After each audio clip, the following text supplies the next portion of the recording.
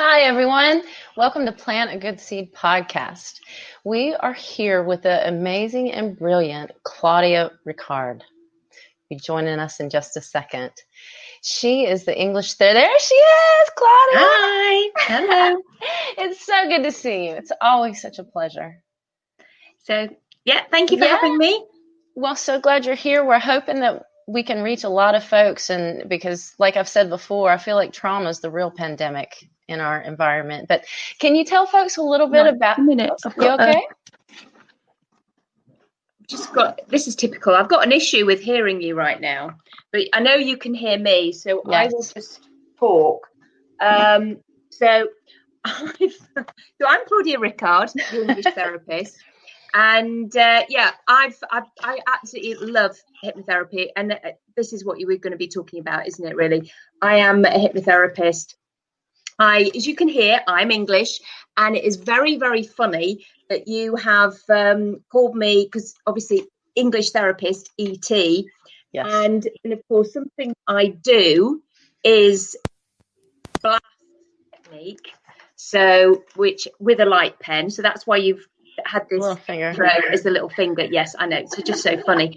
And then I'm going to have you laugh even more, because of course you're going to love this. I can hear you again now, by the way. My sons are called George and Lucas. So that's great.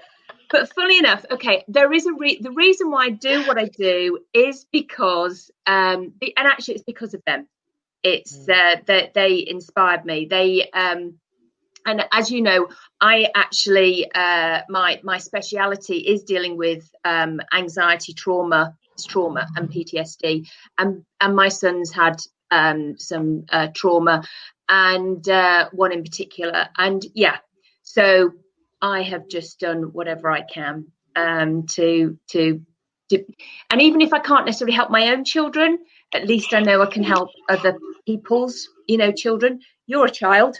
That's exactly right. Well, you help the parents, and then by helping the parents, you also help the children. So it just makes, because it seems like when I don't want to jump, I want to jump right into the trauma thing, because, it's like I said, there's so many people that I meet, and, they say these repeated stories, or they have these repeated habits and patterns and all of this stuff without realizing. And every now and then they'll bring out, their dad or their mom or their ex or an accident they were in or something. And then you see that so much of the behavior that controls our environment is actually because of trauma. Well, absolutely it is. And it's like, and it's when that you're still talking, it's still there. It can even just be a significant emotional event. Okay. Right. It doesn't necessarily have to, we don't have to label it with the word trauma or even PTSD, but it's just that thing that gets you. It's like a big frog in your throat, and it gets stuck, and it comes up your throat, behind your eyes, and it just makes you want to cry.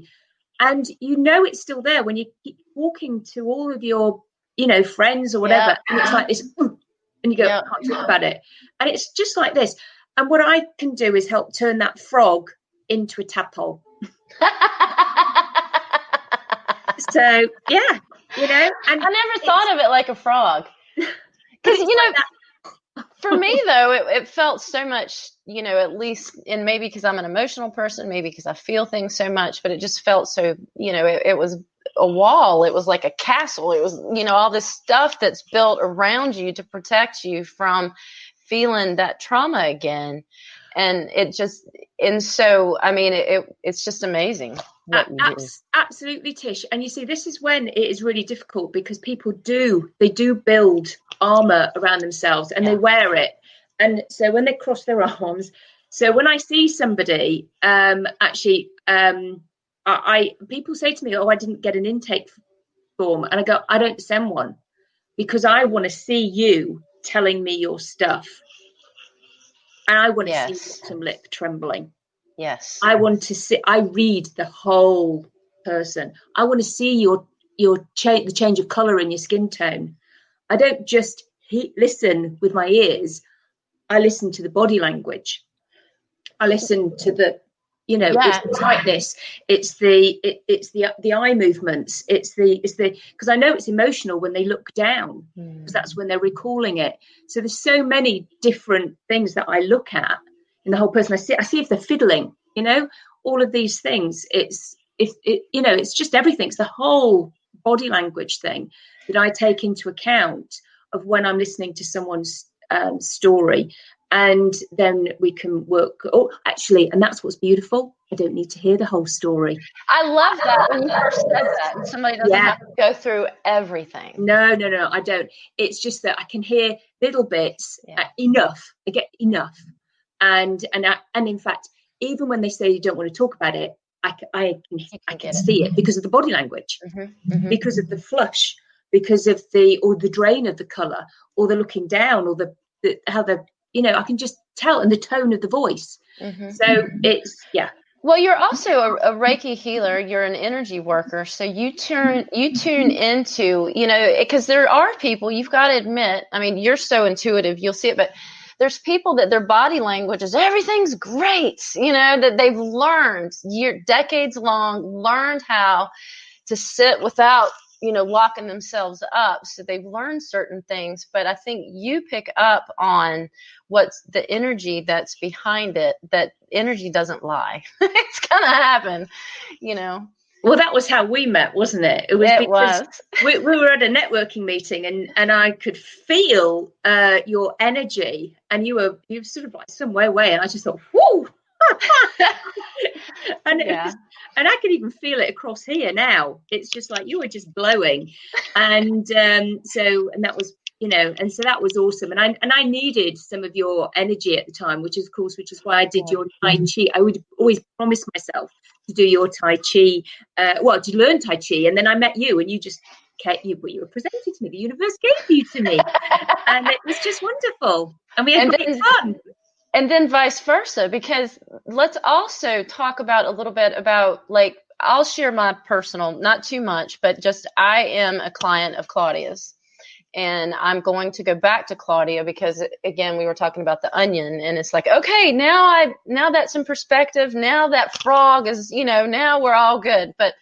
And then other things happen and trigger, and I'm allowing myself to be triggered, and I'm allowing myself to feel these emotions because of the patterns that have happened for 50 years. And I'm done with the patterns. I'm done with it, and I'm ready, you know, to move on. So you definitely can tune in to what somebody is working through and feeling in so many ways. It's not just the hypnosis that you offer, right?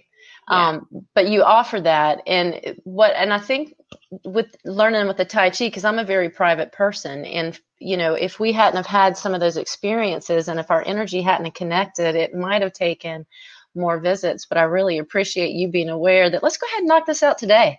Let's go ahead. Let's do another one. Let's do another. I'm like, oh my God, I'm exhausted. But it's so amazing because it really does, I feel like, rewire your brain.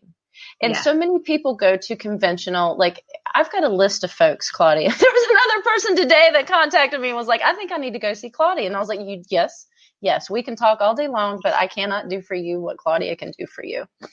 But just the whole able to take people in such a kind and gentle way, and then you make people so comfortable with you. Like, I was extra comfortable because we've gone through, first, again, when you meet somebody, the energy, you know, it's either like, woo, that's awesome, or got a little, and with you it was immediately awesome, and then the Tai Chi, and so I just trusted you. And I don't know if you remember, but the first time you blasted me, I just remember saying, I'm real private, I don't, you know, and that was fantastic, is because actually you allowed yourself to be vulnerable, Tish.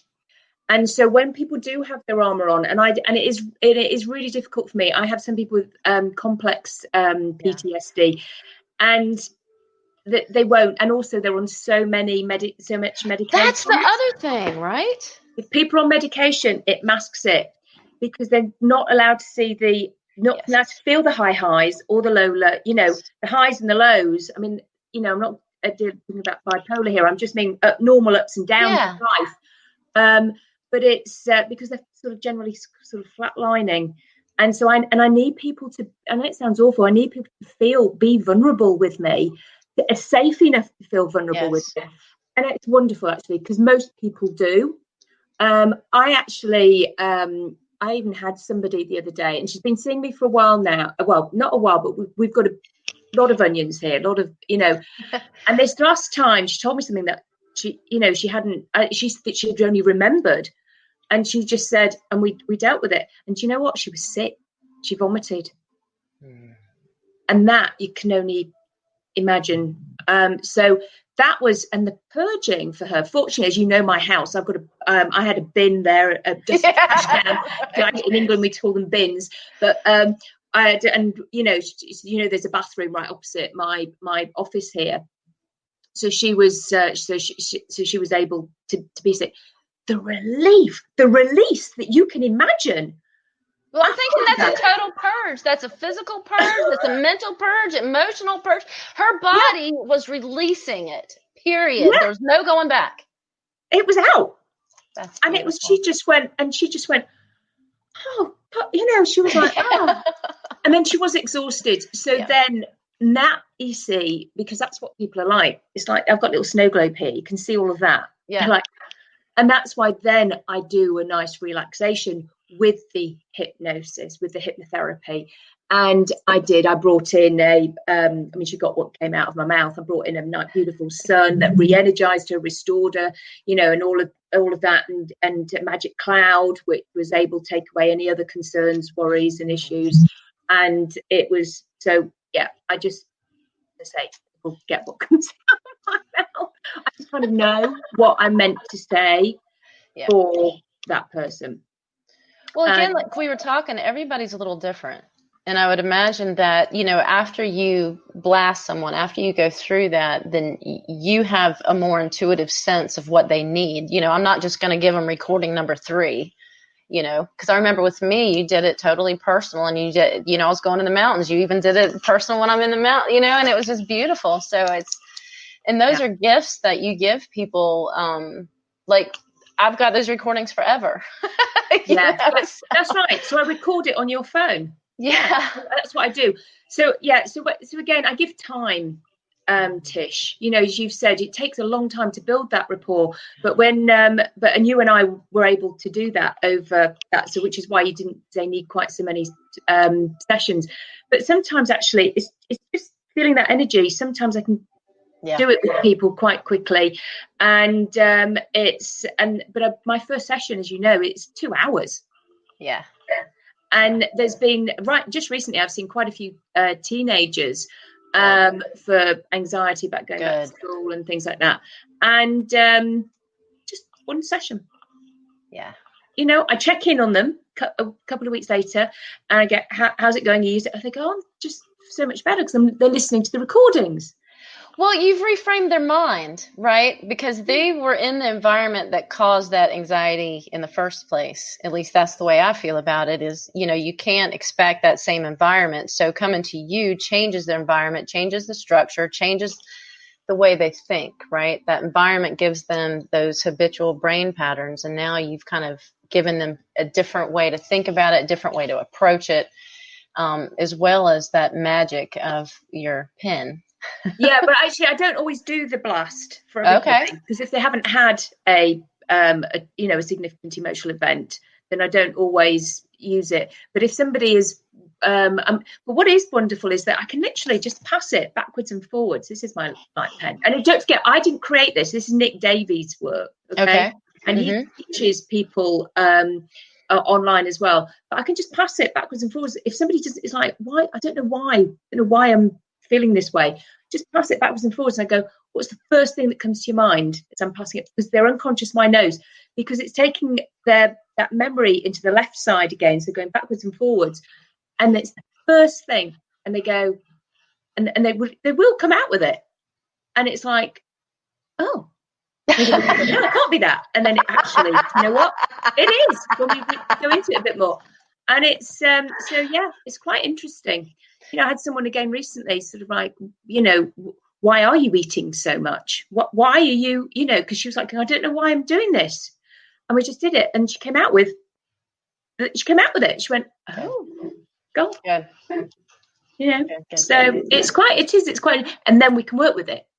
So let's talk about what hypnosis really is. Because again, sometimes when I tell people they need to come see you, I don't want to I'm not quacking like a duck, or, some of these things people have seen on TV. And I'm like, I've done it. Hey, if I did quack like a duck, it was a lot of fun and it really worked. So you should try it. No, but seriously. Okay. Well, I tell you what, we all go into hypnosis every day, every single person. And whether you go in, and all it is, it's just like tapping off the left side of the brain, which is the bit that is the critical side, the bit that might do maths, the bit that when you were consciously learning to drive. Yep. So you were sort of like really taking it all in. Yep. We just kind of, because people who drive now, they drive unconsciously. Well, they don't drive unconsciously, but they use their subconscious mind because they know exactly what they're doing, because it's now habit. But a really good way to explain it is when people are watching TV program, okay, like especially even a sci-fi one, or something like Lord of the Rings, or even Superman, okay.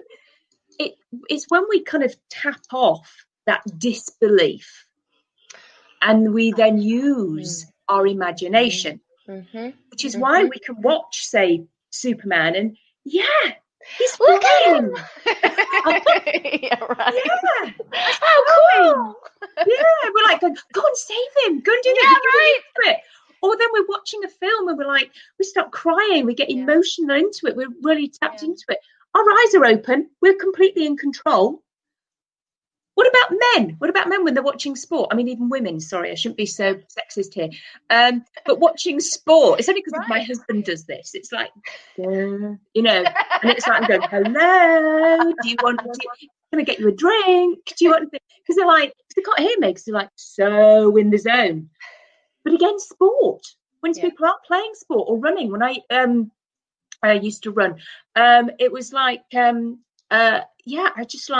I even noticed once, I was so in the zone that my podcast was playing the same music over and over. And I hadn't even noticed for about, 3 or 4 miles that I'd been listening to the same thing. So I was so doing something else, so in my head.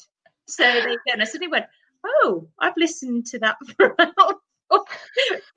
an hour or so now. Whatever it was, I don't know, not that long, but anyway. So it's quite funny. And children, when they are, when they're playing, they're in the zone, they're playing Lego or drawing. Artists, they must go into they're tapping off, and they're going into the creative side, the right side of the brain. And it's wonderful.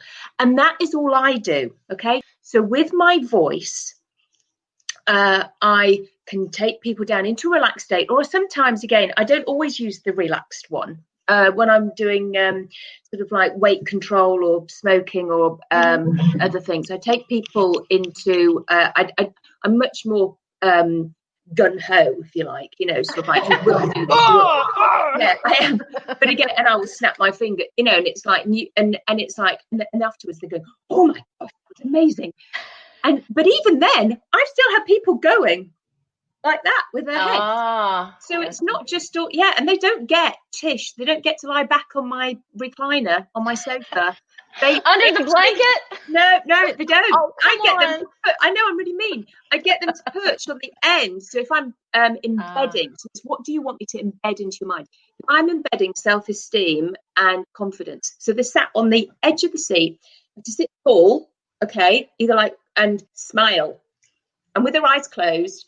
And again, and what I do, I get people to change their physiology. It's the best way to change someone is to get them to stand tall, man or Wonder Woman, and he said Superwoman then, but Wonder Woman, and it changes your physiology. So I build in a lot of enthusiasm, and we have a good laugh as well, of course, because you know that. So, hello. There's Mark Lee. Oh, there goes Mark Lee. I popped back in. Sorry about that, Tish. Sorry that took a long time, but Zach was getting really pumped up on his show yesterday, so we were over there with Zach in front the front seat, but he was definitely getting real pumped up, but I was watching a little bit of y'all's conversation as well, so I just glad to meet our guest and everything. I was telling Tish yesterday that I have sometimes had fear of certain folks, and one of those was clowns. The other was hypnotists, because I've always been like one of those folks that was wondering whether they would hypnotize you to do something that you did not want to do, like quack like a duck or do other things like that, and make embarrass you in some way or another. But a friend of mine had told me that you actually can't be hypnotized or even gotten to do those kind of like things unless in some level you want to do that. So I was wanting to know what your thought was about that. Okay, no, I Mark, and I've had proof of this. Okay, so but you can, people who do those things on the shows, they want to do them. Okay, so they're easily suggestible and they want to quack like a duck. They want to do it. And I'll tell you a little story. We were on holiday, okay, we were in Mallorca, and then we went past a bar, and it said, show hypnotist, wants people to go. So I said, right, we're going, because I want to be there. I'll save anybody if they have an issue or whatever. But I made my husband go up, all right? And I said, you're going up, because he's been my guinea pig forever since So he goes just like that. As soon as I start talking, he goes. Actually, I think he's just an excuse probably to go to sleep. But anyway, he goes. But Time for nap. I know. I get to 40 winks. He went up. Okay. Now, and as you'll notice, Mark, is that when they have, he brought up about 20 people. 20 people put their hands up. And he does an induction really quickly. The lights closed, and he's talking authoritative. And sometimes you'll only end up with 6 people left up there, because he knows, because he can feel them. He can feel the hand drop. Okay.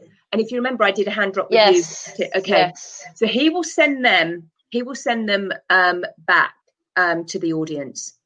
Now my husband was left up there with about 4 other women. Okay. And then it was, and the man, he started saying, imagine you're cold, imagine you're really cold, and they all started going like this, and they started snuggling into my husband, actually, because of course men are much warmer, aren't they? And it was really, honestly, it was so funny. And then it was like, imagine you're like really hot now, and one woman, she's like taking anyway, he was going, and now you're fine again, you're a normal temperature. But otherwise the rest of them were going, that's hilarious. Really, I know. And then of course, and then there were some things that he suggested they do, and my husband didn't want to do them. And that was interesting. So he actually did. He wanted to ride like as though he was a jockey. Okay, so he was there galloping on a horse. I tell you what, he even had a baby. He had a baby, Mark. All right, and Tish. And I tell you what, this was hilarious. Okay, this baby. No, I know, because I was watching. I was going, oh my God. And it popped out really easily. You should have had 12 hours of labor, damn it. I know, I did. And then he was like, your husband. Yeah, and then he sang the baby a song. Right, hilarious. However, when he said to them all, put on these glasses, put on these fake glasses, and I want you to see everybody in the audience, except for children, see them naked. All right?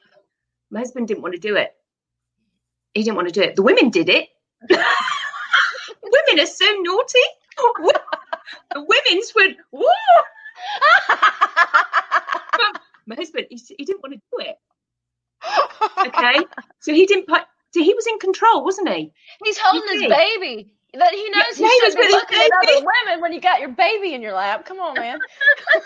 And then he, again, they had this other one. He was picked up this a little child, with permission, of course, and he put them through the air. But it was as though he said, to them, I will be invisible, but you'll just see. So it was as though they was just seeing a little child flying in the air. But my husband said he wasn't interested. He thought that's a load of old rubbish. He couldn't see him, but he knew it wasn't possible. Whereas the women were all going like this, and he was like that. And again, at the end, he told them all that they would all buy him a drink at the end. And again, my husband didn't. but the women did. Oh, the women did buy him a drink. Okay. So suggestive thought was there on some level or another that they were going to buy him a drink or anything. Because I sometimes wonder about those shows, more the show version, not like the therapy version that you do.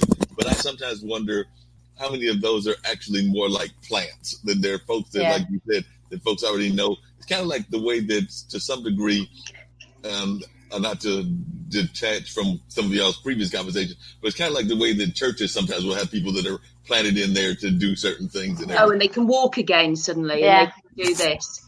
Yeah. I don't know about the church thing. But I know in that there were no plants. Okay. And it's so I can't speak for every hypnotist, but I don't think so. I think actually these people are really easily suggestible because they know when they send them back to the audience. Yeah.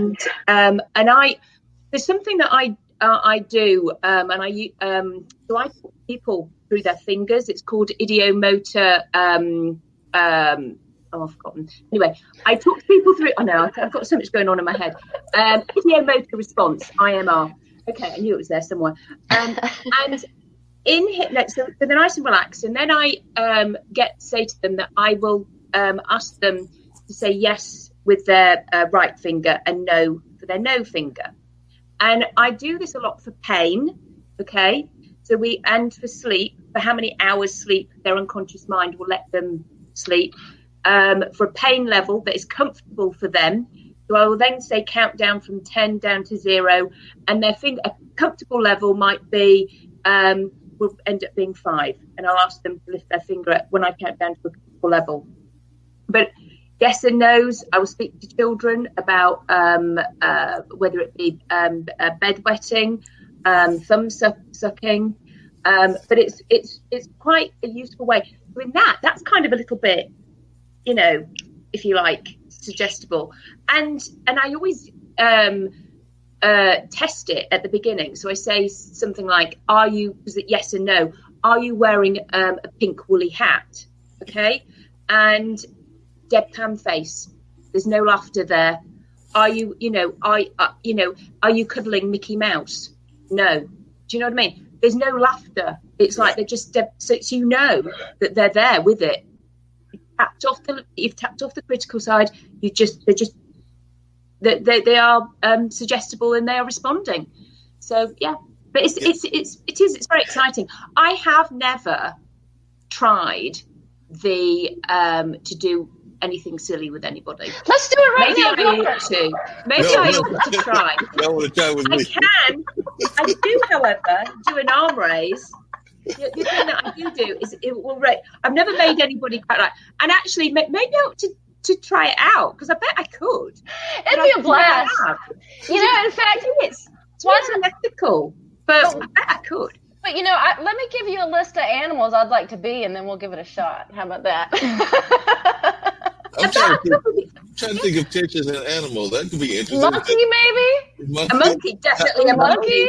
I was thinking more of you as like a tiger or something like that. So I was thinking more like animals got a little bit of fierceness to it. You actually brought up an interesting point, though, and everything, which is that the women were wanting to actually see the man in, and the rest of the audience in this new perception of what the audience. Where are you going with this, Mark?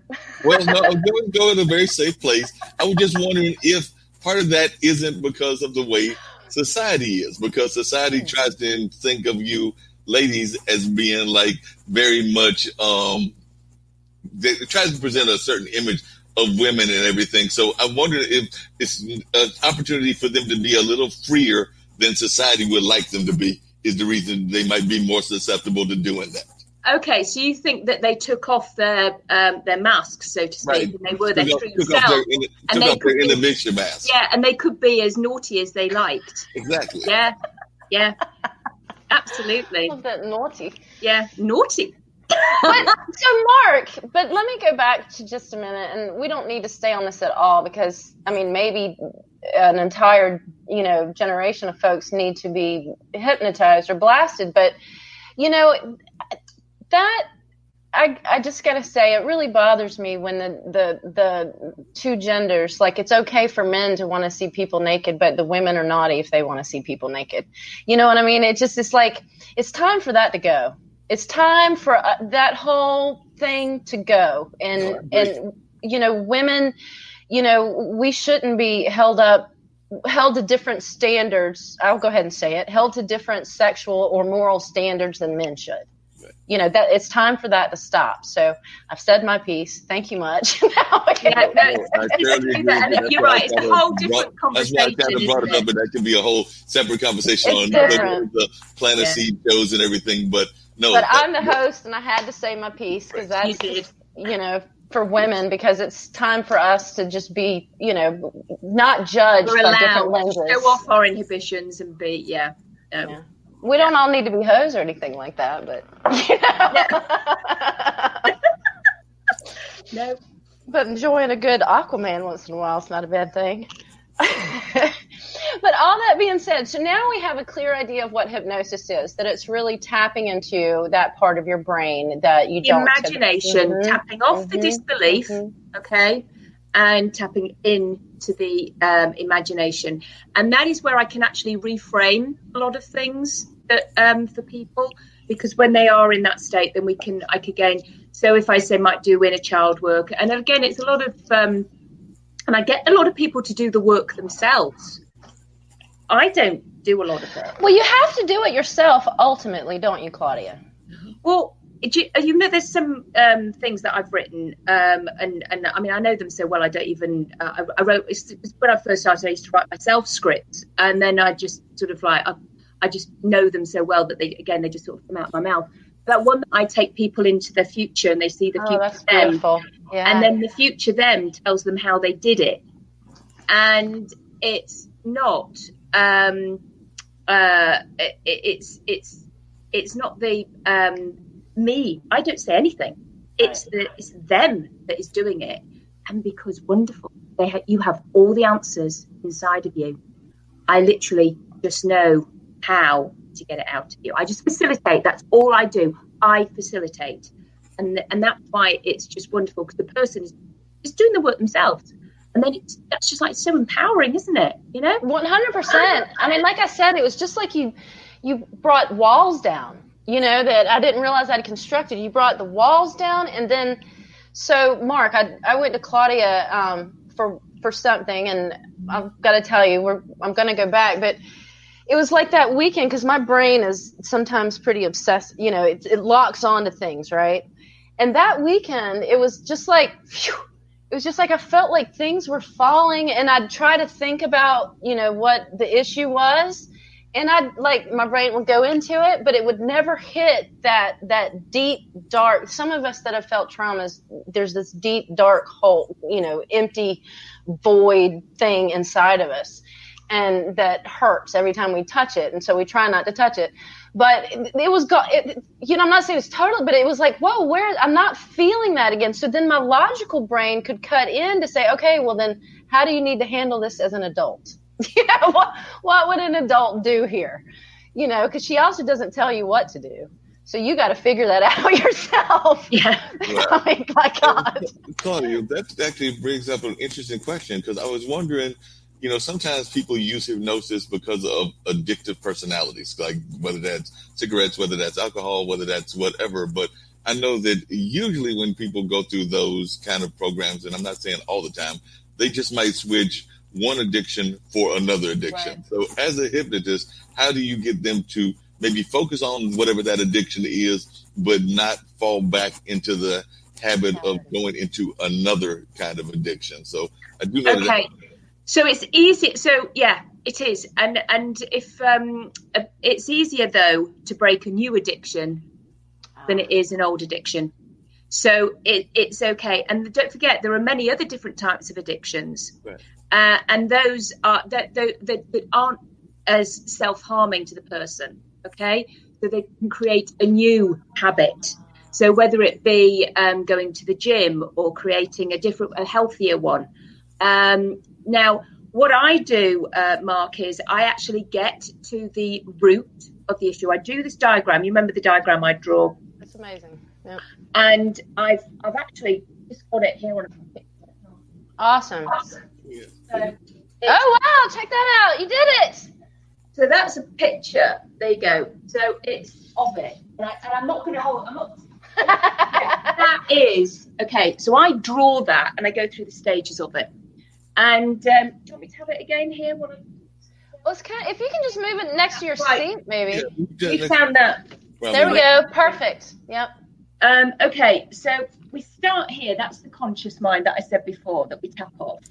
This is your unconscious mind. This is all the habits, dreams, memories. Now, we're all also 100% emotional brain. All those necklaces around your neck, Tish, they all have an emotional attachment to them. Yes, and I love them. They do. They do. Story, okay? Mm-hmm. And now this bit is our anxiety box. This is the bit of anxiety that we need in life. Can you see it properly? Goes back to caveman days. Okay, one thing's going to fall off. This one is normal anxiety. So it goes back to caveman days. And that is the fight, flight, freeze, faint. We need that. We need it. Because otherwise you'd go be playing with copperheads. Yeah, you'd be playing with, you would be. You'd be walking out in the road. Woo. You know, it was like, oh, that's fine. Yeah, so no, we all have to have anxiety, a certain amount of anxiety. It's fine.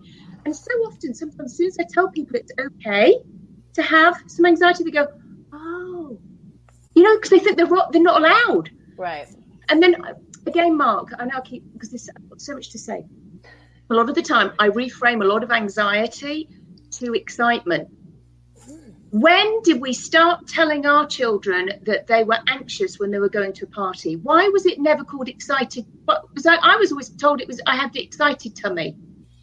No, I mean, great point. Very good point. And I think that's where we sometimes get into a problem. And I think that Tish has even brought this up on past shows. But this is where we get into a problem, even in the ways that we label our kids. Yes. We call anxiety and want to give them certain kinds of medication. I would consider that just a kid being a kid. Like I said, kids like to run, kids like to be involved, kids like to be what some people might label hyperactive. But they have a lot of energy. They have a lot of energy. And it's got to be okay. Yes. It's okay. Yes. Stop, Johnny. It's okay to be a little bit, apprehensive about something. It's just excitement. It's just little butterflies. Yeah. It'll go as soon as you walk in through the door and you see someone it'll go. And it always does. It always does.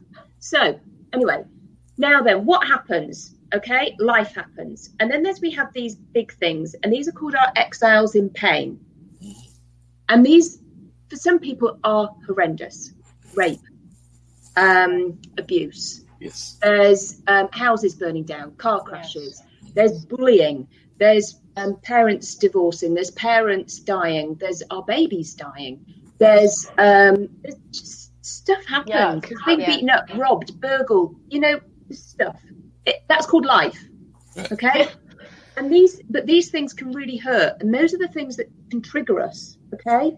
Now these are called exiles in pain. This is past pain that's in pain. Now, sometimes they can ping off each other like the ping ball machine, beep, beep, when it goes, and they bash against this bit. At that point, our emotional brain kicks in and it produces these, and you can see I've done these things, okay, which, and then, so those are our outlets. Those are our sub-protectors.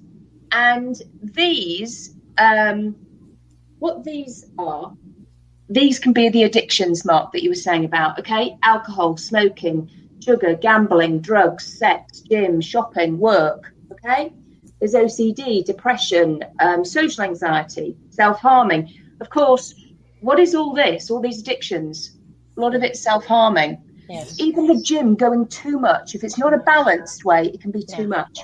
Then there's phobias, okay?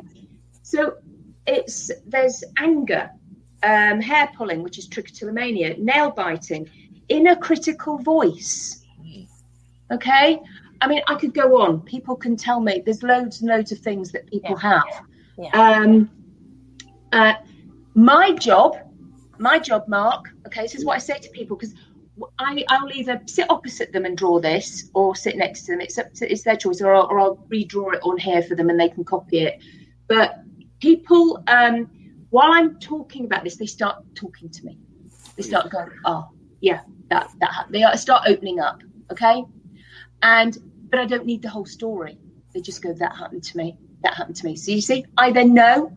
And then my job is to get rid of these with the blast technique, okay? And I'll explain a little bit more about that in a minute. I get rid of those, okay? And these shrink by default. Wow. So the addictions start to shrink by default. I don't necessarily go straight to these, because that's the same as me giving them a pill or whatever. Yeah, that's a sticky plaster. And it might last. They might stop smoking for a little bit. They might do this for a little bit. But no, they'll carry on unless they get to those. Yeah. Does that make sense? No, that makes a lot of sense. And I'm going to let Tish get back to the course of the interview and everything. But I did want to let her know that Coach Kumar, who is one of our fellow IBM.TV people, we consider her the spiritual coach, and she does one of the shows on Sunday. But she actually had a comment, and I believe she's in India. But she was just saying that inner child work is amazing, and she was also letting us know that so is future pacing. Future pacing. Right. Taking people into the future. She was making those comments. I did have one other quick question, and then I'm going to turn it back over to Tish, and then I'm going to bring up one comment as well. But my quick question to you, Claudia, is I also know that sometimes is used for what they call past life experiences. So I don't know whether you believe in that or whether you think that is even. I've got seeing somebody. Yes. So when I do a past life experience, I use it for therapy. Okay. So that I take I take people to a library. Okay. Again, they get what comes out of my voice. We can take them to a nice library, and there's a whole bookcase of books about them, past lives of theirs, and they browse round. They might get them out, and I want them to choose a book that will give them some learning from that life into this life. You know what? Is it true? I don't know. However, wow, the stories I've heard, because I then get them to open the book and they have to turn the pages, because of course the first page of any book is blank.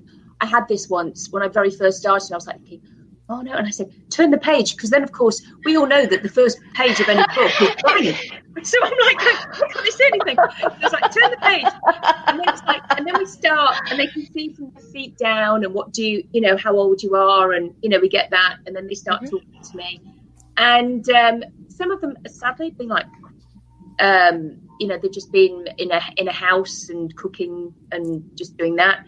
I have had some other ones that were absolutely incredible. I had one, he was an explorer, and oh my goodness, it was fascinating. And then at the end of his life, because I was like trying to get the learning, he was going, I'm wearing stout boots, and he spoke. So he was literally him. It was absolutely incredible.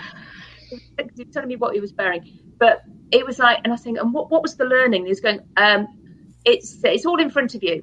I thought, oh gosh, are they going to be pleased with that? So I was like going, and can you tell me a little bit more about what he was going? I told you, it's all in. Wow. I was like, okay.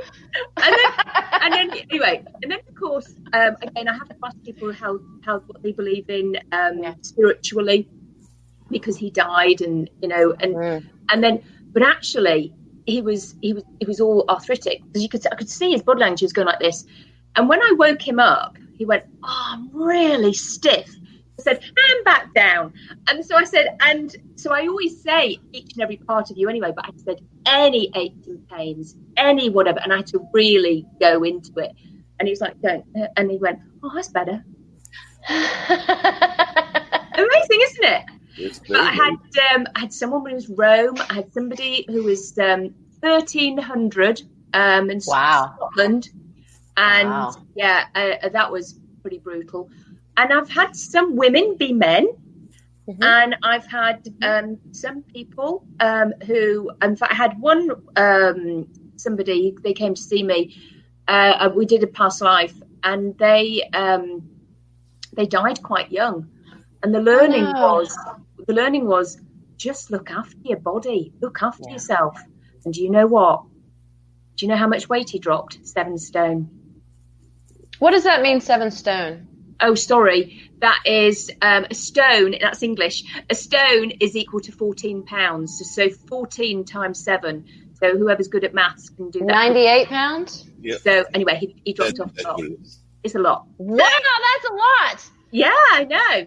And that was from that, because it just like had such a wow. Yeah. You know, I don't want to do that. So yeah, you know, so past lives can be really quite interesting. But it's great. And I describe it, I write it all down, and then I give it to the person. I won't record that one because I don't want them to do a past life on themselves. So there's some I don't record. I wouldn't do that, because there are some things sometimes, because there's some contraindications to hypnosis. If somebody has psychosis, suffers from epilepsy, has schizophrenia, I won't do it. Okay, and that's why they have to be careful in the shows. They have to say if anybody has any other outlying medical conditions, you know, you can't come up. Sometimes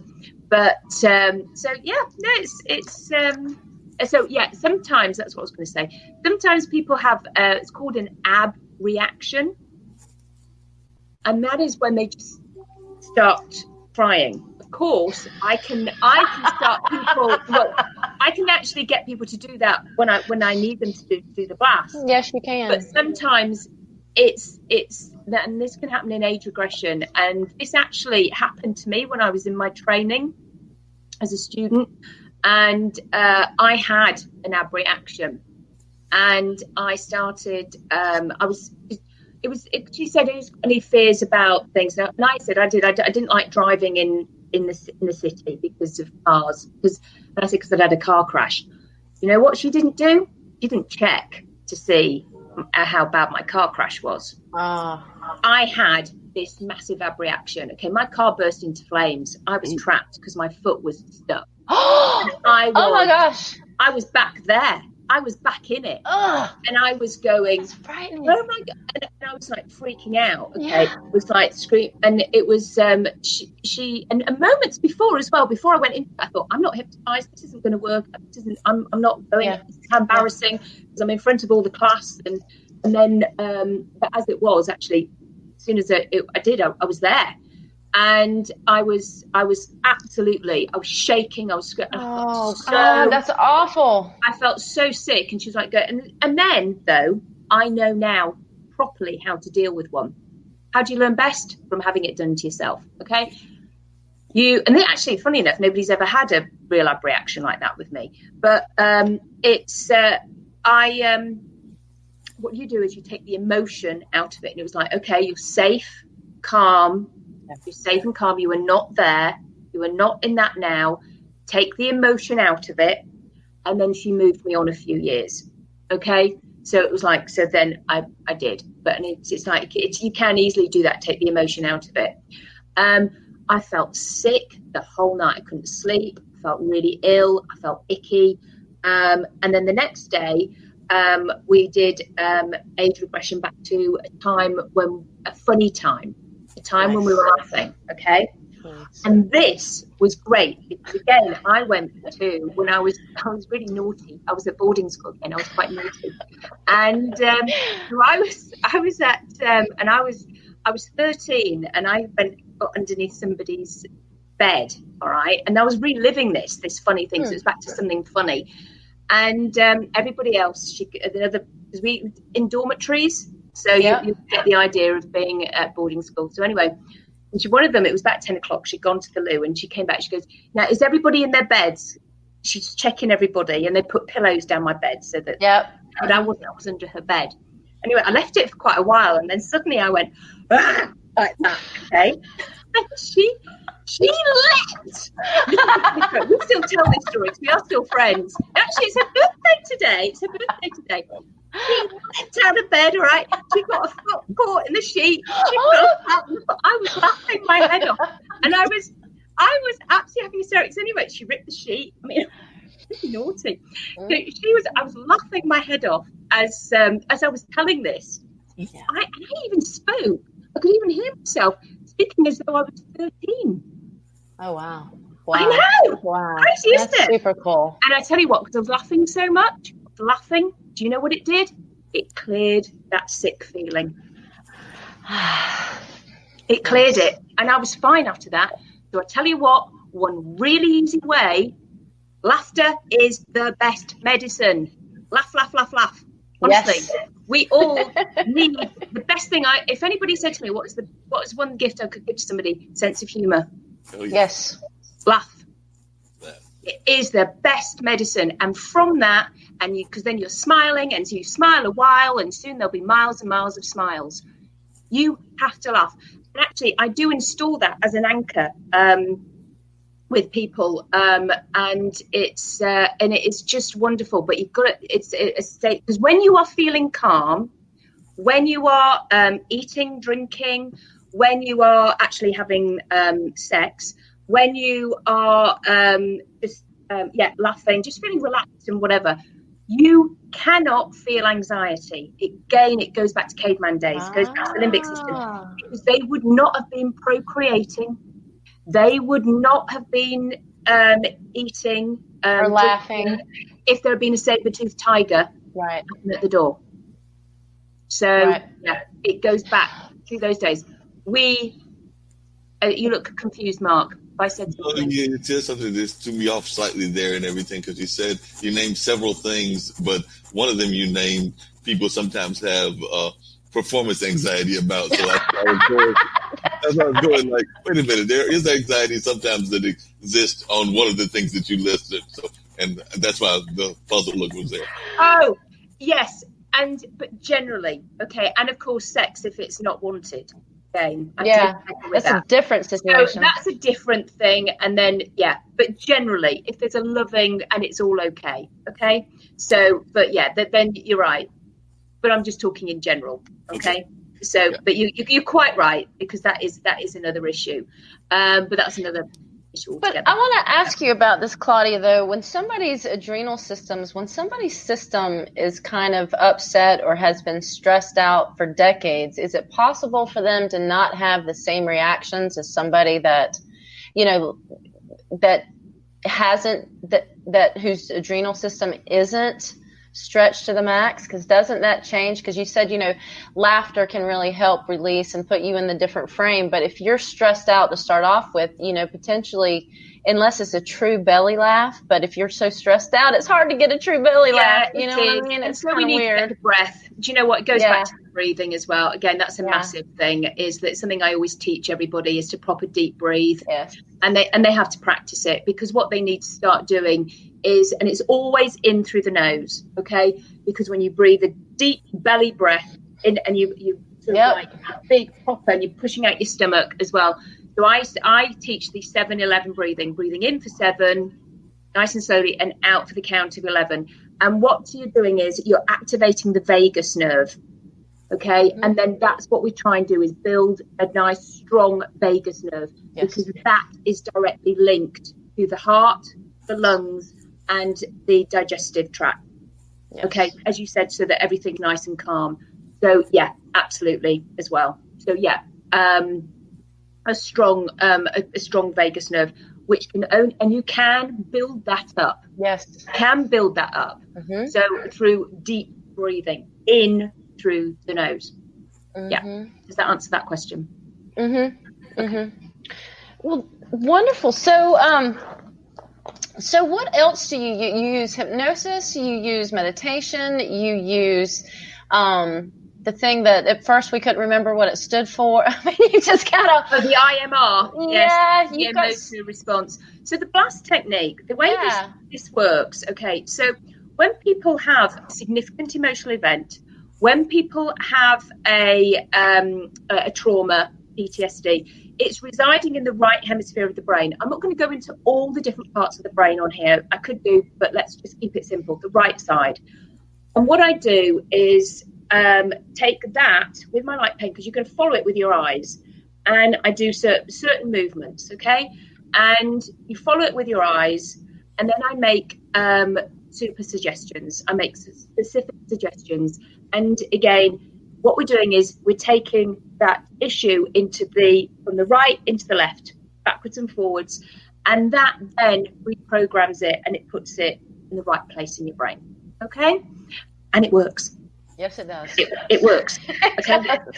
And it's so efficient and so effective. And yes, it's very similar to eye movement desensitizing and reprocessing.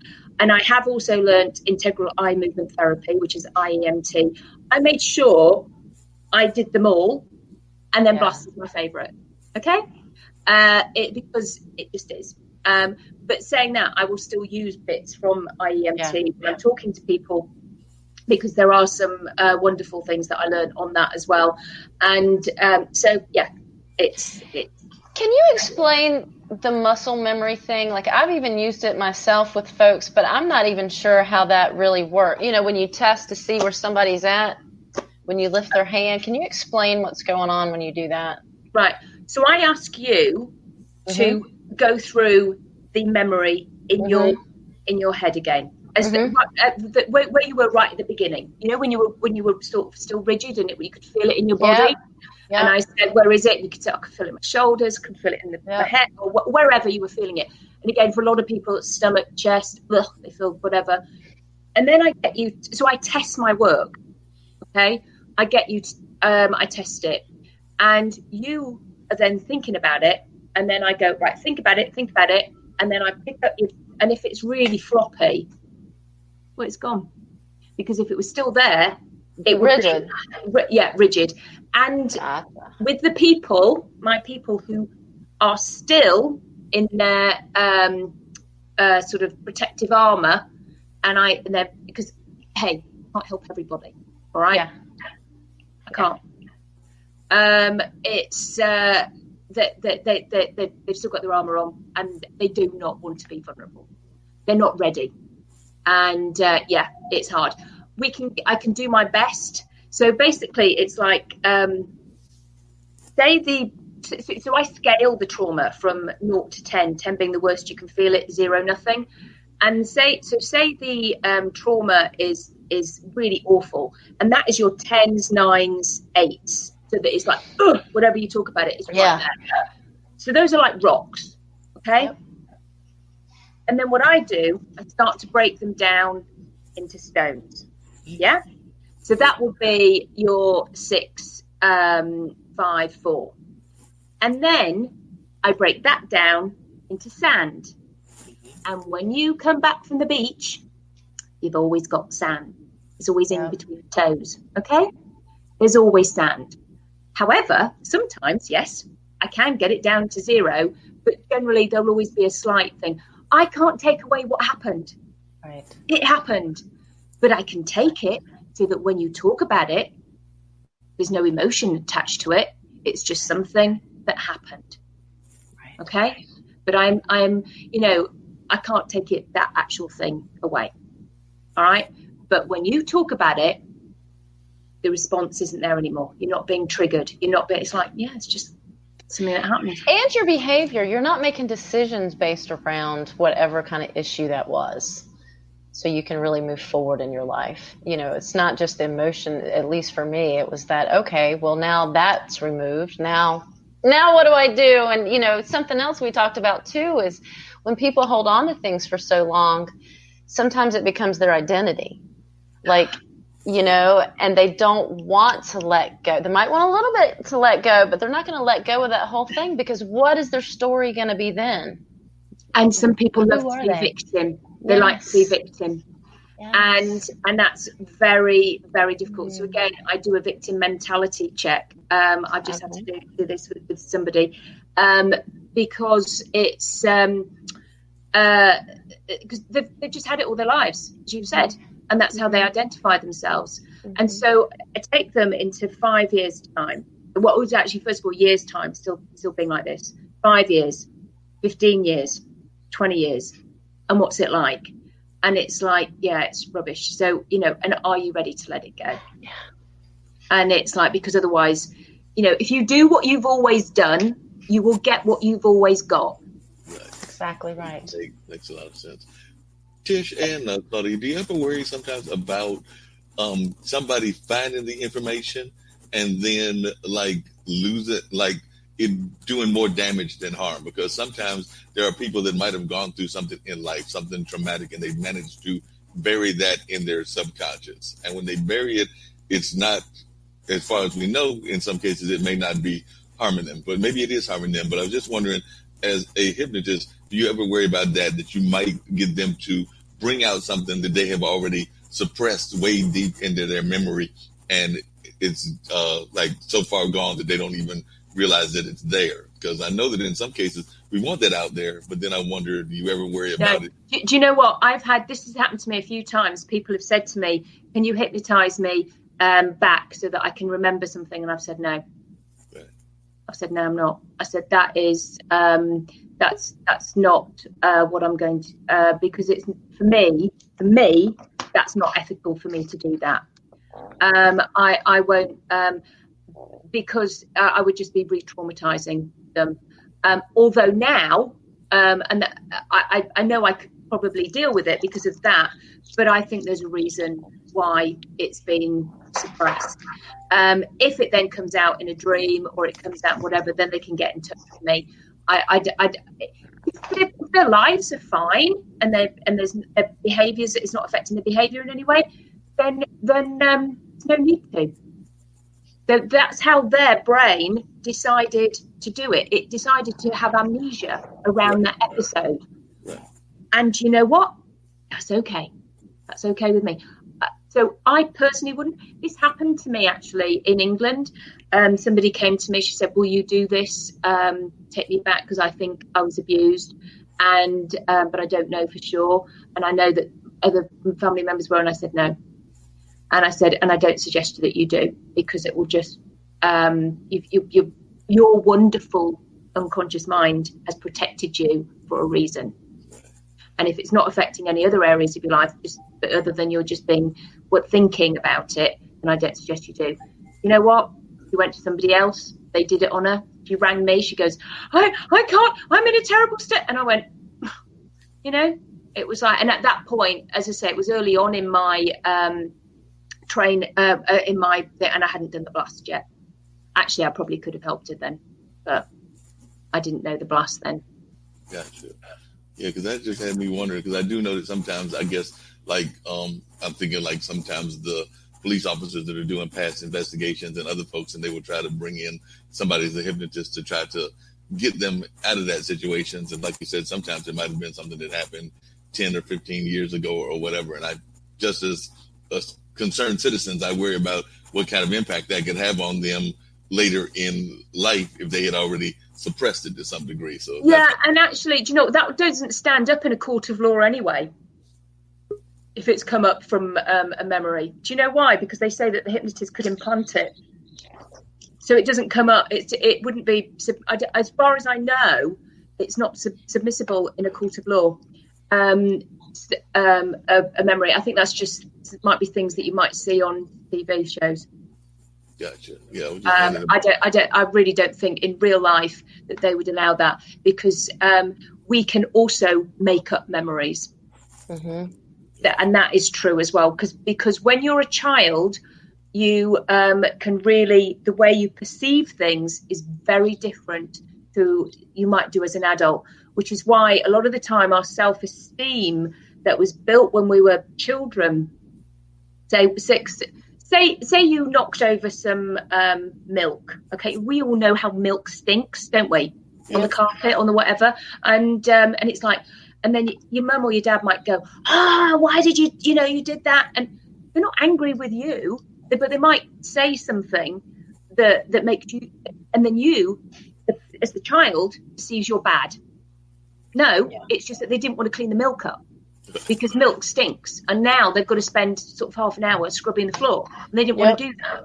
So it was, but with the child goes away with they're wrong, they're bad, they've done everything wrong, and that is what be brought in to their adult life, and that is how I can start to change things and say, because parents make mistakes, and they did the best they could with what they knew at the time. Yep. In hindsight, if they'd known that was going to happen, that you were going to feel bad, they wouldn't have said that. They wouldn't have behaved like that. And same with so many other things that our parents might have done. Tish isn't doing very well here. No, I'm not. Tish is having a moment here. She's trying to get stuff together. With you keep coming and going. You get it together. I love you. So, but yes, she's having a moment. So I did have an idea for you, though, Claudia, while Tish is getting the camera together.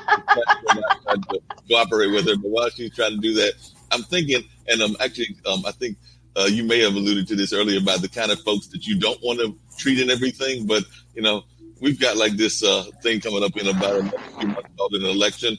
Do you think you could go ahead and hypnotize that person in D.C.? More normal?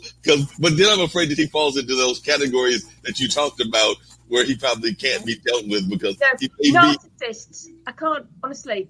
I have had a couple of narcissists, and wow.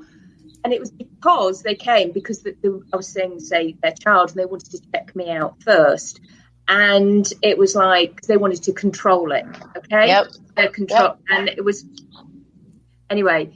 And I just thought, now I know why your child has an issue because of your massive expectations of them. So yeah. And sometimes when I see parents, I always tell a parent that they are their child's best therapist, okay? Because some parents really need to hear that. Now, however, sometimes I have seen them and they've been going on about their child isn't eating this and they're not doing that. And I said, well, what are they eating? And they've told me, and I've gone, and what's the issue? Who's got the issue here? And they don't like me very much because actually I say, I've got to, I think it's your expectations. I think, if your child doesn't want to eat food that's got funny little bits of green in it, then why would you? But they're eating so many other stuff. Then what's the problem? Just don't give them the stuff with the little green bits in, and it's just like, oh, they go, oh, so. Yeah, I think my brother might have needed you when he was younger because I remember he was a thumb sucker, and I remember my parents did the whole cayenne pepper thing. So he does not do that now as an adult. But I'm thinking that hypnotist might have been a better solution than cayenne pepper because cayenne pepper definitely burns the mouth and everything else. So, like I said, he's just turned 50. Well, he'll turn 51 in October. So definitely he's in that 50 range right now. So this was decades ago, but definitely probably should have gone to a hypnotist back then. Yeah, absolutely. Get their superhero in the hypnosis to go, you don't need to do that anymore. I used to set my thumb and I stopped when I was this age, and you don't need to do it anymore. And you can join my club and be with me. And they're like, then, oh yeah, I'm going to grow up now and be a big boy. And I'm not going to stick my thumb anymore because my superhero says I'm in his club. Easy. But the beauty of what you do, Claudia, though, is that you actually are able, it's not like it's just a typical therapist where you say that, right? This is what you tell your child, but you're able with the hypnosis to actually change the wire. You know what I mean? So it's not just talk. Well, that's with the blast. With the hypnosis, I do. I can embed with the sound of my voice. And it's and again, with kids, I play actually a lot of the time. I get on the floor and we will play with colorings. And if I get a lot of children who are sometimes perfectionists, so what I do, we do drawings and I make mistakes. So I get it out of the line, and I go, oh, does that matter? And they go, no, it's fine.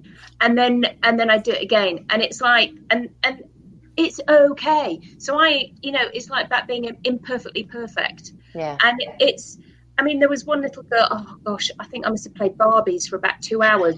I've never played Barbies so much in my adult life. I'm a child doing this. But anyway, we were taking the clothes on and off and putting them to bed. And it was all about the noises. This little girl was 5. She was being my youngest person. And we were dressing them, putting them to bed.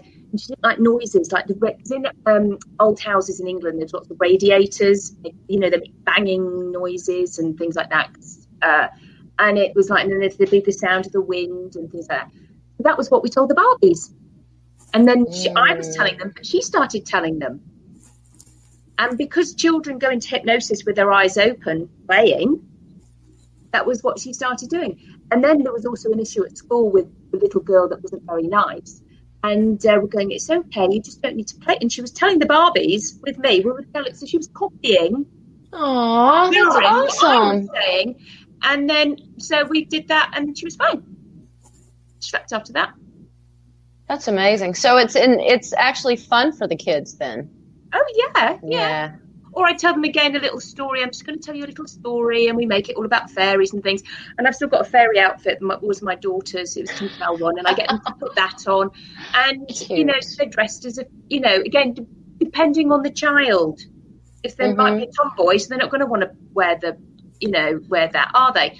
But I've got Lego. I've got this, and then some of the times and I've got to get some more lining paper before you put on the walls. So, and with the parent can be here with me, obviously, especially if they're very young. That's why I've got a sofa, so they both can sit on it, or because the child's on the floor anyway. But will help me draw around the body of their child on this lining paper, okay? And then I'll colours it in, and then I can see if they've got a smiley face. Oh. And then I say, where do you feel this when somebody's been? Where is it in your body? And then they'll colour that. You know, so it's through play. Because that's how that's what they know. Yeah. And then with other older kids, we might do who were been watching Harry Potter. I can do a poll. We could put spells and things like that, and we put in all these lotions and we're going to add in confidence, add in this, awesome. add in but you know, believing in myself, add in that, you know, and it's just like, Hermione, this girl admires Hermione, so it's who their heroes are. Nice. And I have no idea until they come, and so they get whatever comes out my mouth. So I don't know, you know, I just make it up with them. I write a thing with them. Right. Depending on what they need. I listen to them and what they want, and that's what I do. It's so you can help all ages. Yeah, I have done. Yeah, absolutely. And you can use blaster on children. Yeah. The beautiful thing is if you can help when they're young, so that they don't have decades long of jobs that they have to go. Well, I know, but do you know what, Tish? Life is like that, isn't it? And you know what? And it has to be. If you look at the heart monitors, they go beep, beep, beep, beep. Okay. If you do that, then you're flatlining. So it has to be up and down. More stuff's going to happen to them. However, if I'm able to give people some tools, yes, and and when they're very young, I'm not necessarily going to be able to do that. But when they're sort of say late teens or early 20s, then they can always go back to the tools and the recordings, and they've always got those. So fantastic. So life you've done happens. so. It does happen. And the learning, Tish, you've got to take the learning when you're having a good day. Why are you having a good day? Who did you see? Did you get up early? Did you do your exercises? Did you eat well? Did you not drink too much the night before? Why are you having a bad day? Is it because you drank too much? You slept. You didn't do all the things you wanted to do. You had an argument with somebody. You were a bit, sort of mean to somebody. Why are you having a bad day? Or you didn't, learn from the good, and learn from the bad. Take the learning all the time. There's never a fail. Right. It's only ever learning all the time. And I give myself that permission all the time. Every single time when I mess up, I go, it's fine. Let's take the learning. Sometimes it's almost good because you learn more. You have the opportunity to learn more at that point and then figure out where you're going to go from there versus not ever having that opportunity to learn. So sometimes they're actually blessings in disguise, the mistakes that we make. They are. It happens for a reason. I take that as well. I was obviously meant to learn that today. That's okay. Yep. Wasn't on my agenda, but here we go. I'm on my fifth teenager. I'm still learning. I'm a work in progress.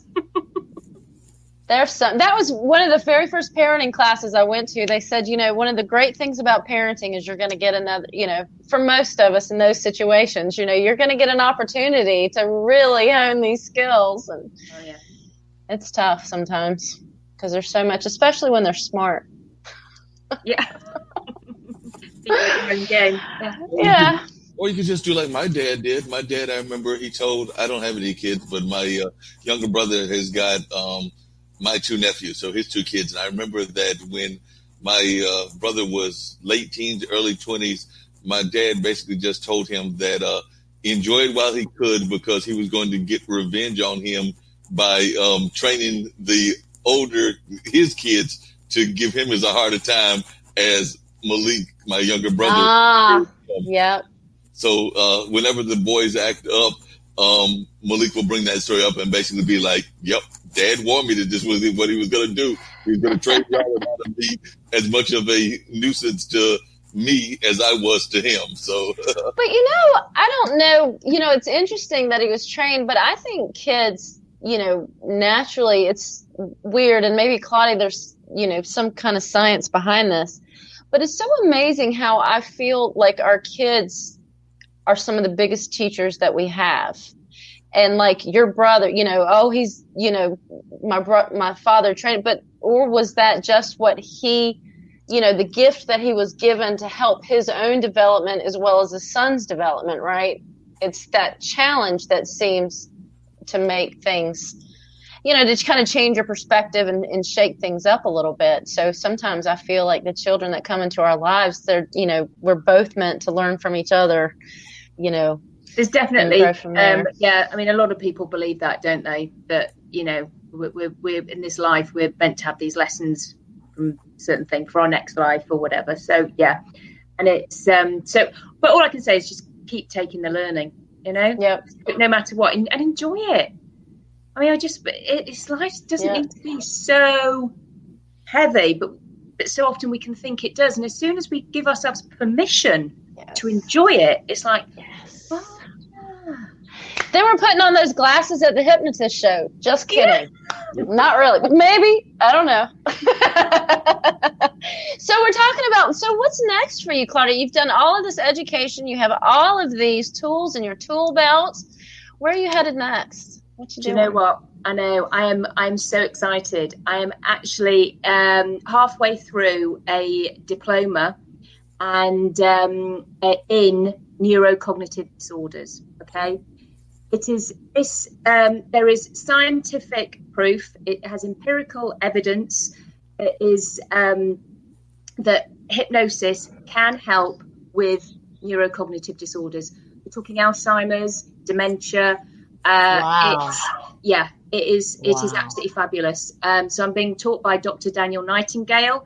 He works with the Barrow Institute in Arizona. I am actually, when I finish, I'm going to fly over and stay for a couple of weeks there, and he's going to mentor me. I'm going to shadow him, and it's very exciting. Now, so we can't. First and second stages of when people first find out they have a neurocognitive disorder. Okay. We can help them get to rementia, which is so that actually, we can help them through diet, exercise, and certain other cognitive exercises. Which Tai Chi is both of those, right? Absolutely. I tell you what, brilliant. And use a lot of music therapy. Mm-hmm. We help with the family. So we do an agreed shared action plan with the whole family. So everybody's on board with it. We check out the environment. We check out just all sorts of things so that we can actually reduce the anxiety, because it is the anxiety levels that can create so much other more tension, but actually that they start to get depression. and they don't want to go out, and they don't want to be included in anything. Right. It's about, we see the person first. We remember what they do like. And obviously in first and second stages, they're still, cohesive with us. They're still talking and able to join in very much with them. But we teach them self-hypnosis. We teach the family self-hypnosis. And there's memory games. People can still make connections. And with music, it activates a different bit of the brain. And actually music, if somebody right now, if they're wanting to get in touch, to be able to speak to somebody in their family, and they're not able to sing them. Sing. No matter how bad you are or good you are at singing, sing to them. So the music just puts them in a different place. Yes. And get music that they remembered. And if anybody is hallucinating, because there's Louis' body dementia as well. Louis' body, they have hallucinations, and or anybody actually with any hallucinations, go with it. Go with the hallucination. Okay. Just go, okay, there's a little green man there. Okay, that's nice. And can I get you a drink now? Would you like some water? Or what should we watch on TV now? But be in their reality. But know there isn't. That will cause more anxiety. It will cause more anxiety. Yeah. So go with it. And it's about helping the whole family, and again with and carers. And I'm hoping to be able to go and consult with other care homes and things like that. Again, animals, absolutely brilliant. And it's and sometimes you see, sadly, people put people on medication because they say they're being difficult. You know what? Then they might be being difficult, but it's because nobody's in their reality. They've lost their purpose. We need to give them back their purpose. What did they used to be good at? What do they like? How can we encourage them? Be in there and keep the person in the forefront of everything. And it is, I'm loving it. I'm learning so much. And the fact that I'll be able to help this range of people. And you know what? Anybody can get Alzheimer's. Anybody can get neurocognitive disorder at any age, any time. And children have it. Wow. Okay. Oh, yeah. And it's so. This is really it's. Well, it's tremendous, and it's at the point that I wonder, because I remember when I was in my 20s, I don't remember so many people with dementia or Alzheimer's. I don't remember it being such a big situation. And there's a point that I wonder how much, and again, that's a whole other show, but I wonder how much of our lifestyle, our diet, all of this stuff can. And sleep. Yeah. Sleep gosh, that's a huge one. People think people think we don't need. No, you need 8 or 9 hours a night. People think, I'm going to get more. I'm going to work more, and I'm going to get more money, and I'm going to do this. Actually, no. You need your sleep. You need it. It is so important.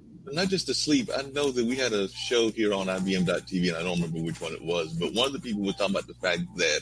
And I'm guilty of not doing this. I'll admit that I'm guilty of not doing this, but that we need the sliding downtime. So like some downtime before you even go to sleep. So like they described it as like try to have an hour or two of peaks where you're not necessarily engaged in like work or schoolwork or things of that nature, but it's that sliding downtime. And I think they were even arguing don't necessarily even turn on the TV because sometimes have been plots and things of that nature. So they were suggesting that it's just totally a resting period. So and absolutely hot bath, with lavender in it, reading a nice book, and then it's like, and then of course my relaxation recording. Which I know you'd then have to listen, touch your phone for, but it's like it does help. So many people, because they're bad sleepers, but they just listen to me and they fall asleep to the sound of my voice, which is fabulous. Yeah, and I wake them up at the end of it, but they just sleep through it. They go back to sleep. They know that it's there. I don't talk like this when I'm doing my relaxation hypnotherapy. It's very brony. It's my voice deeper, and it's very relaxing, and and it's just it's as I say, I think my husband loves it because he just gets to go to sleep.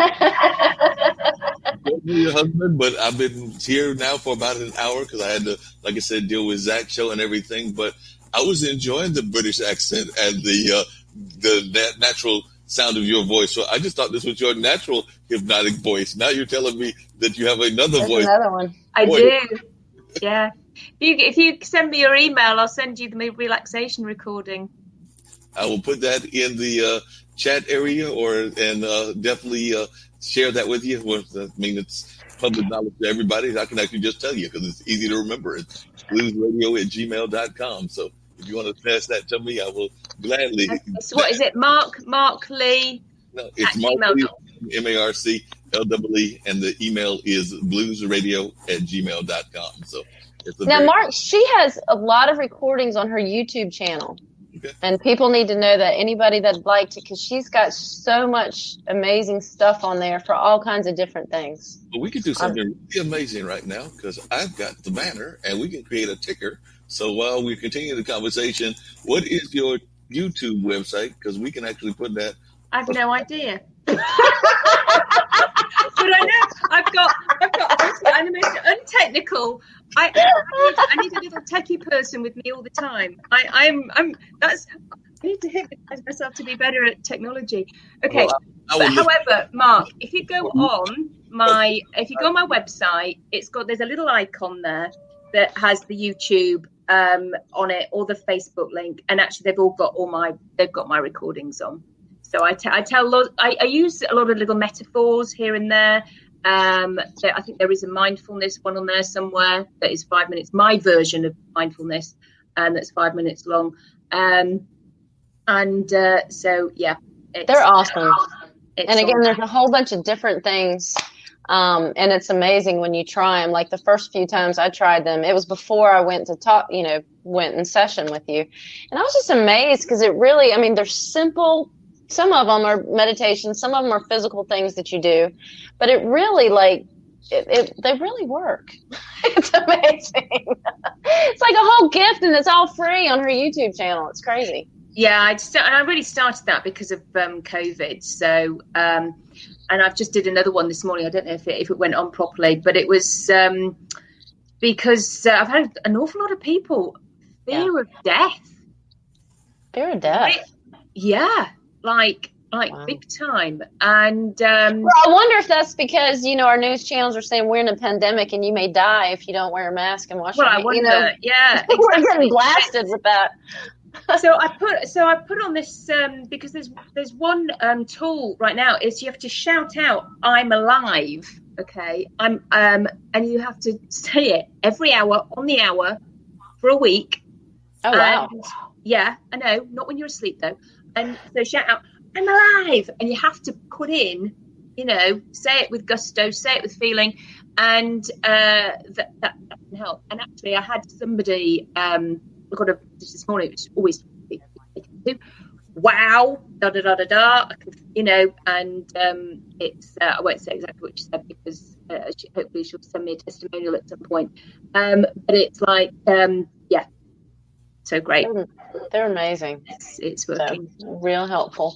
Well, we're at 2:30, so we might need to. So sorry, I could talk forever. I told you. No, I love it. I love, and there's probably so much more that you could say. Sad.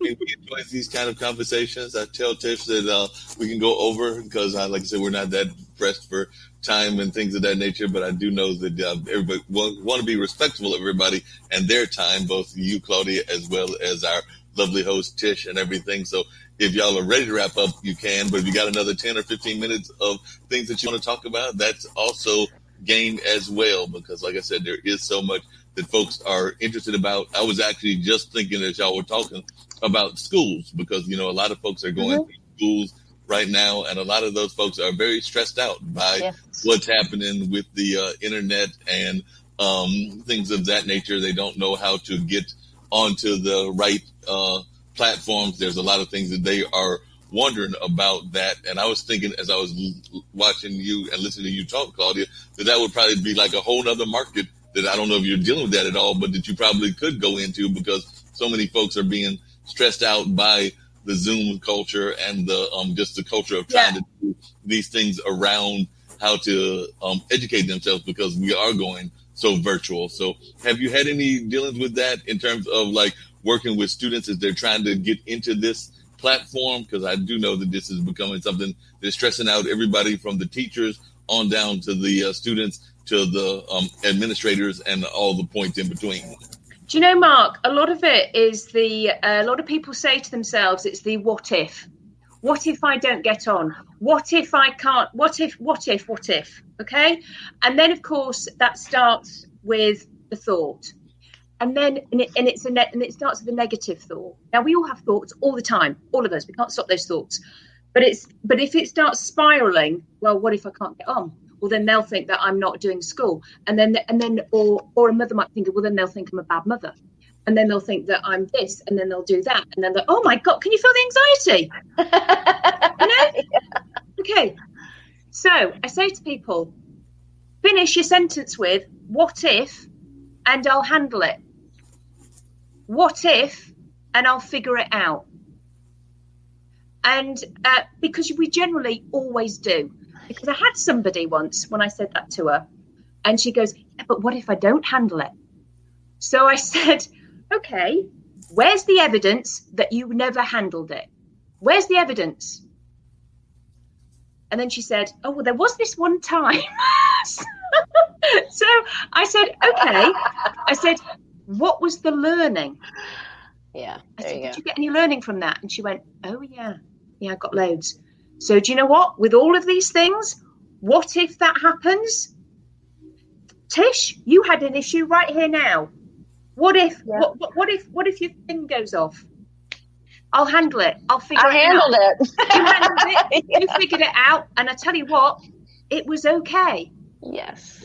Do we think any the worst of you? No. It was okay. It was okay. It was okay. Yeah.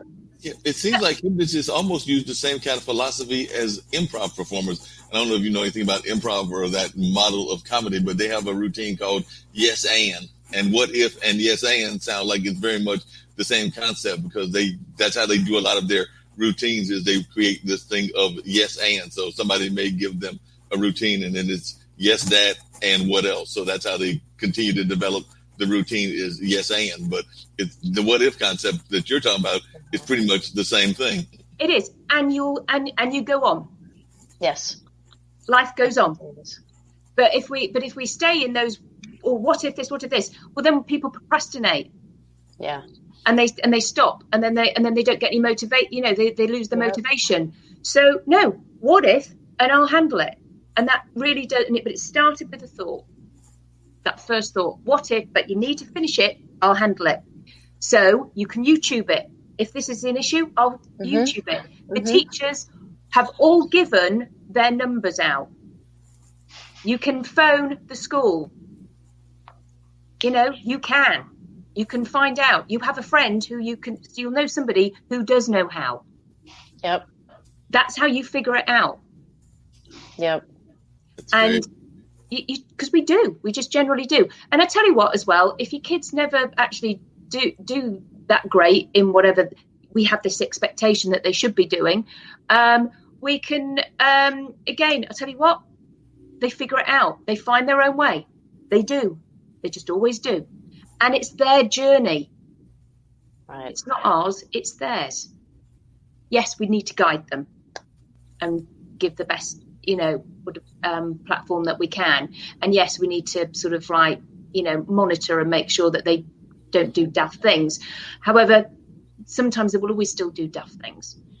Yeah, folks going to do dumb things, and sometimes you're right, even about, like, I was also thinking about what you're talking about with the dementia and that work that you're doing. That's going to be some very interesting work, because I actually had a great aunt that before she passed, that's what she had. She had dementia. And that's actually what my mom did, what you said. Like I said, they went into that atmosphere. If she was talking about some ancestor that had passed on and was having that conversation, they acted as if that conversation was going on along with her. They did not try to pull her necessarily out of it. They were if she was talking to her mom, who had been long gone, they'd be like, just engaging within that conversation as if that was the norm and that conversation was happening. Perfect. Because why would you want? Because if they go, it's to say they've lost their partner, and then they're, you know, and they're like going, well, is he coming soon? Is he coming? Just go, yeah, probably. Be with it. Yeah. Because if you tell them they're dead, then they're going to go through grief again. And then 5 minutes later, they may say again, where is he coming now? And then you tell them again, he's dead. They're going to be in grief again. Can you imagine how awful that is? And do you think that's going to do anything for their sense of happiness and well-being? No. So just keep going, yeah, probably. They're just at the shops, or they're just doing whatever. Something that they maybe used to do a lot. And so they can just go, yeah. So they have peace of mind. Yeah. Right. And it's, it's you know, it is interesting. My grandma had dementia. And she was, I used to sit with her when I was back from boarding school. She taught me how to knit. And we used to knit loads of little squares for a dog blanket that I never got. A dog that I never got. I really wanted this dog. But anyway, so it had a blanket. She used to do all these spare bits of wool. And then, do you know what? I seem to, and this is, I only got this year, was that I said, why? I remember saying, Grandma doesn't knit anymore. And my mum said, no, I stopped knitting because she knitted a jumper with 4 arms. I know. So, and do you know what? Do you know what I only got to this year though? She knitted my dog a jumper. That's exactly what she did. I know, but she'd forgotten to tell anybody, and then my mum wouldn't let her knit anymore, and then she got different because that was what she'd always done, knit. It was her thing. And then she went into, honestly, I cried, as you can imagine. Yeah. So when I eventually, maybe one day, have my own centre, my grandma was called Gladys, and the vicar always used to call her Gladioli. I'm going to call it the Gladioli Centre. Oh, that's beautiful. That's wonderful. That's a great idea. Even though I was thinking to myself that Claudia still has this thing where she wants a dog. So Claudia's husband, if I've got a dog. She's got a beautiful dog. I mean, I was thinking that somewhat, but I was like, no, you've got an incredible dog now. I know, but I didn't have a dog when I was little. I got a dog now. I've got a and she's getting old now. I got her for my 40th birthday. There you go. I got a dog. Yeah, she's awesome too. She's getting old now. She's very sweet. But yeah, so we all, even the therapists, even the hypnotists, have things that they need to take care of, right? Oh gosh, yeah. Oh, loads. I've got stacks of stuff. I'm a work in progress, and it's okay. It's okay. It's okay. Are we all works in progress? Isn't that kind of your message, Claudia? That we're all works in progress to one degree or another? That seems to be the message of what you're trying to put out there, is that we're all works in progress, and we have to do because that. Who's perfect? Right. Nobody. There is, and you know, yeah, we're all, and we would need to be. Absolutely. We're all perfectly imperfect.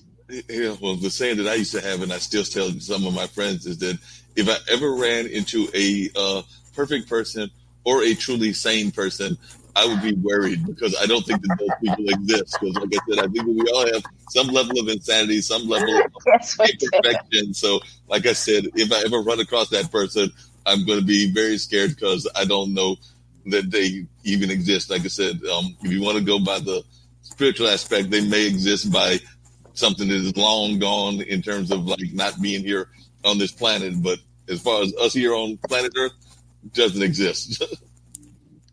Not at all. We all take the learning that we have, right, Claudia? Oh, yeah. Look at each experience as a learning experience, appreciate it, and move forward.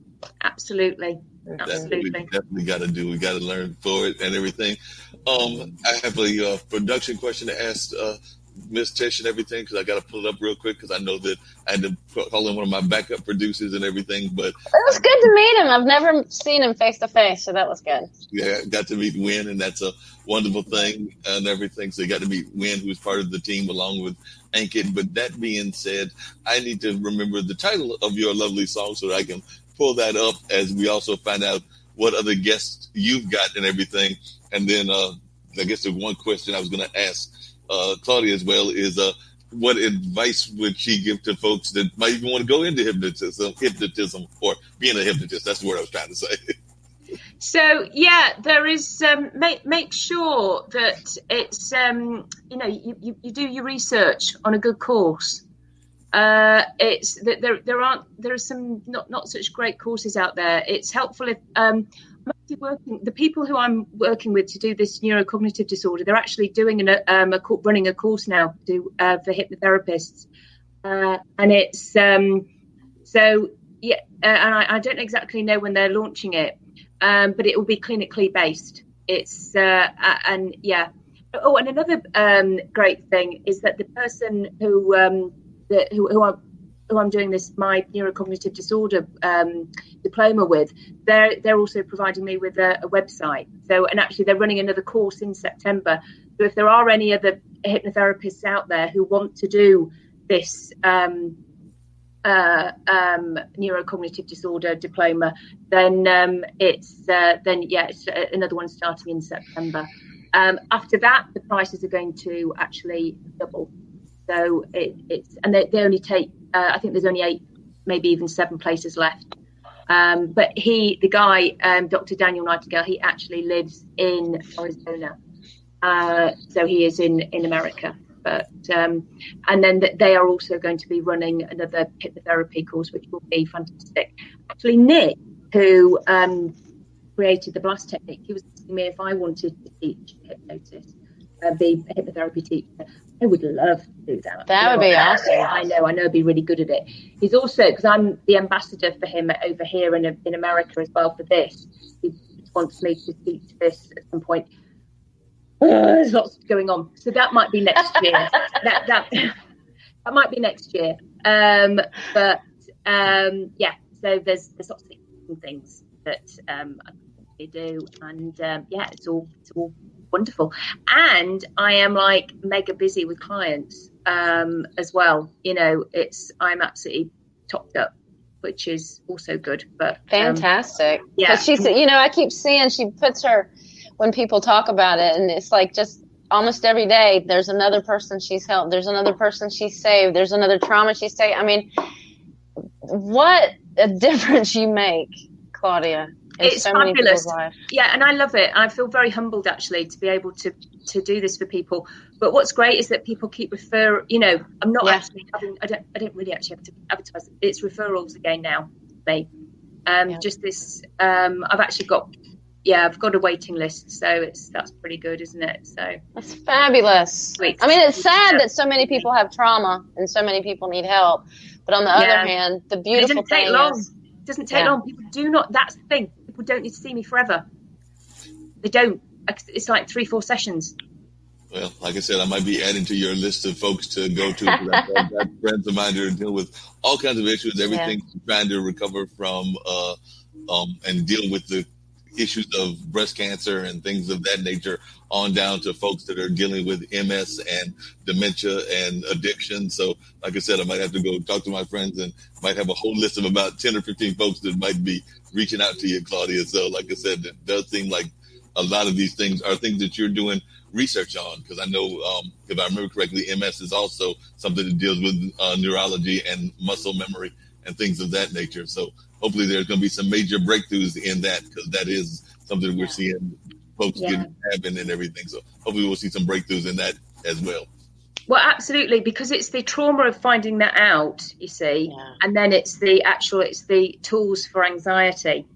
And and that is what you can give to, again, because I see people who have cancer. Again, it's about how to handle those things. So it's the news, isn't it? Yeah. Again, I can't take the cancer away, but I can't take the Alzheimer's away.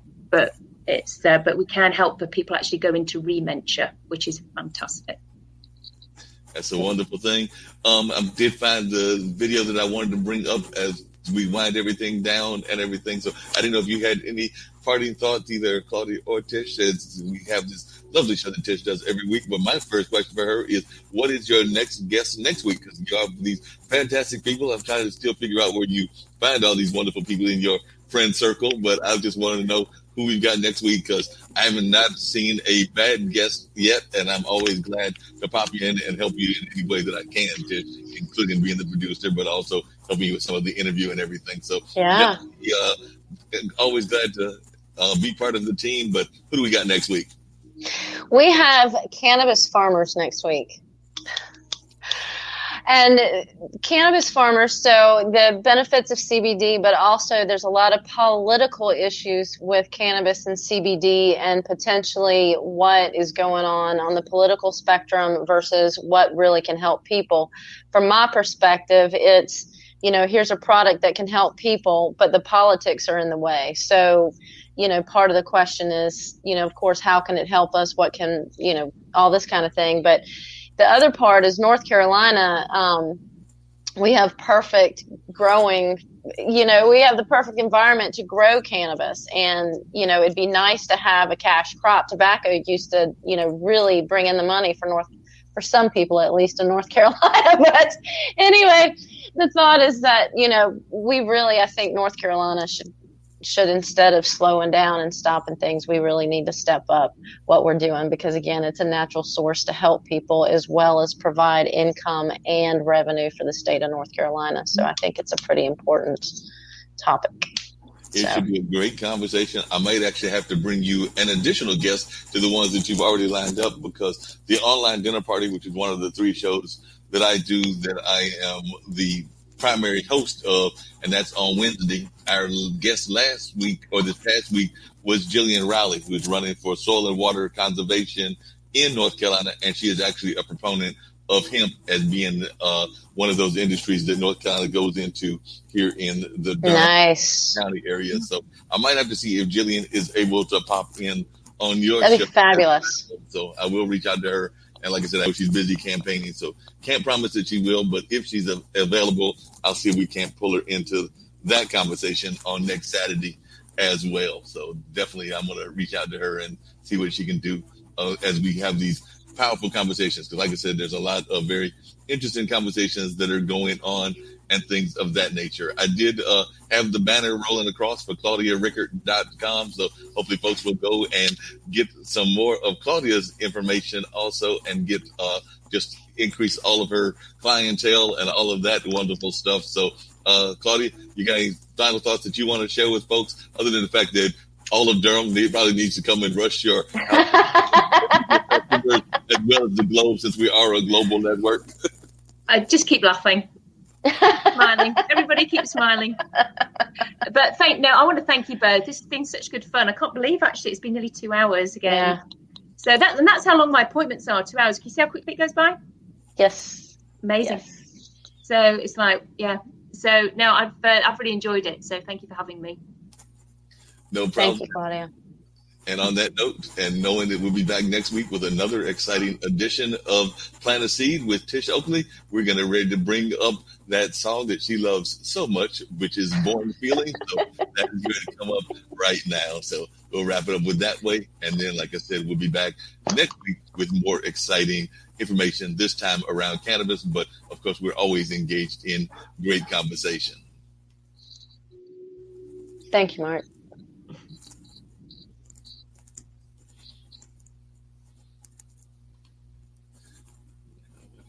It to work. Let me see your face. Yeah, there we go. There we go.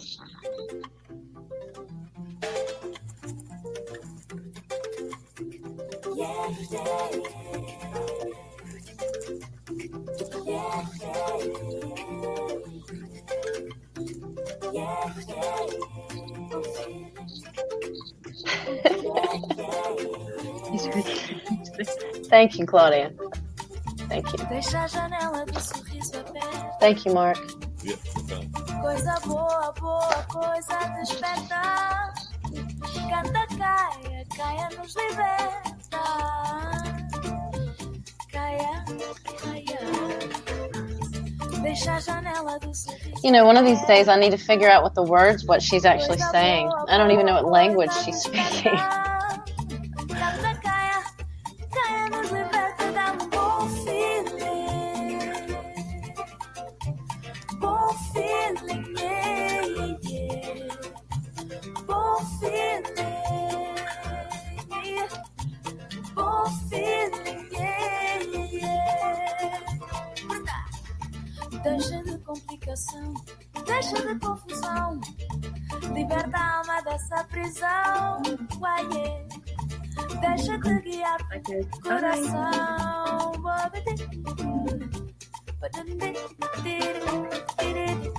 Deixa de complicação, deixa de confusão. Liberta a alma dessa prisão. Deixa de guiar o coração. Dá bom feeling. Bom feeling.